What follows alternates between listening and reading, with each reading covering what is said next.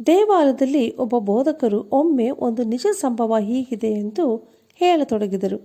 ಅದೇನೆಂದರೆ, Winston Churchill ರವರು ಬಾಲಕನಾಗಿದ್ದಾಗ ಕೆರೆಯ ಪಕ್ಕದಲ್ಲಿ ಆಟವಾಡುತ್ತಿರುವಾಗ ಕಾಲು ಜಾರಿ ಕೆರೆಯಲ್ಲಿ ಬಿದ್ದಾಗ ಪಕ್ಕದ ಹೊಲದಲ್ಲಿ ಕೆಲಸ ಮಾಡುತ್ತಿದ್ದ ಒಬ್ಬ ಹುಡುಗನು ತಕ್ಷಣ ಕೆರೆಗೆ ಧುಮುಕಿ ಚರ್ಚಿಲ್ ರನ್ನು ಕಾಪಾಡಿದನು.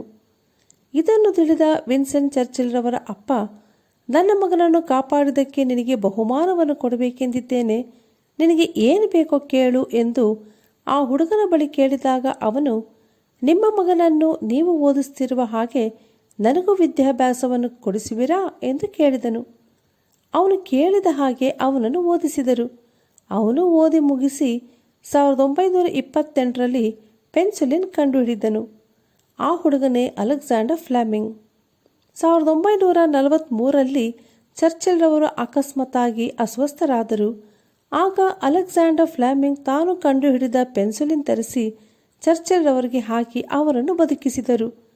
ಹೀಗೆ ಚರ್ಚಿಲನ್ನು 2 ಸಲ ಅಲೆಕ್ಸಾಂಡರ್ ಫ್ಲೆಮಿಂಗ್ ಕಾಪಾಡಿದರೆಂದು ಬೋಧಕರು ವಿವರಿಸಿದರು. ನಾನು ಈ ನಿಜ ಸಂಭವ ಕಥೆಯ ಸತ್ಯಾರ್ಥಗಳನ್ನು ನೋಡಲು ಗೂಗಲ್ ಮಾಡಿದೆನು. ಆಗ ನನಗೆ ಆಘಾತವಾಯಿತು. ಯಾಕೆ ಗೊತ್ತಾ? ಚರ್ಚಿಲ್ಗೆ ಚಿಕಿತ್ಸೆ ಮಾಡಿದ ಡಾಕ್ಟರ್ ಜಾನ್ ಮ್ಯಾಥರ್ ಹೇಳಿದ್ದೇನೆಂದರೆ, ಚರ್ಚಿಲ್ಗೆ ನಿಮೋನಿಯಾ ಬಂದಿತ್ತು, ಆದ್ದರಿಂದ ನಾವು ಪೆನ್ಸಿಲಿನ್ ಕೊಟ್ಟಿಲ್ಲ, ಸಲ್ಫರ್ ಡೈಆಕ್ಸೈಡ್ ಕೊಟ್ಟೆವು ಎಂದು. ಅಲೆಕ್ಸಾಂಡರ್ ಫ್ಲೆಮಿಂಗ್ ಚರ್ಚಿಲ್ ರವರಿಗಿಂತ 7 ವರ್ಷ ಚಿಕ್ಕವರು. 13ನೇ ವಯಸ್ಸಿನಲ್ಲಿ ಹೊಲವನ್ನು ಉಳಿತಿದ್ದರಂತೆ. ಆಗ ಚರ್ಚಿಲ್ಗೆ 20 ವರ್ಷಗಳಾಗಿರಬೇಕು. ಅವರು ನೀರಿಗೆ ಬಿದ್ದರೆಂದು ಯಾವ ರೆಕಾರ್ಡ್ ಇಲ್ಲವೆಂದು ಹೇಳುತ್ತಾರೆ. 100 ವರ್ಷಗಳು ಸಹ ಆಗಿಲ್ಲ. ಅಷ್ಟರೊಳಗೆ ಕಥೆಯನ್ನೇ ಬದಲಾಯಿಸಿ ಹೇಗೆ ಹೇಳ್ತಾರೆ ನೋಡ್ರಿ. ನಡೆಯದೇ ಇರುವುದನ್ನು ನಡೆದ ಹಾಗೆ ಹೇಳುತ್ತಾರೆ.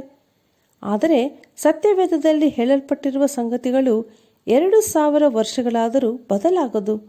ಅದು ಎಂದಿಗೂ ಅಳೆಯದು. ಹುಲ್ಲು ಒಣಗಿ ಹೋಗುವುದು, ಹೂವು ಉದುರಿ ಹೋಗುವುದು, ಕರ್ತನ ಮಾತು ಸದಾಕಾಲವೂ ಇರುವುದು ಎಂದು ಬೈಬಲ್ ಹೇಳುತ್ತದೆ.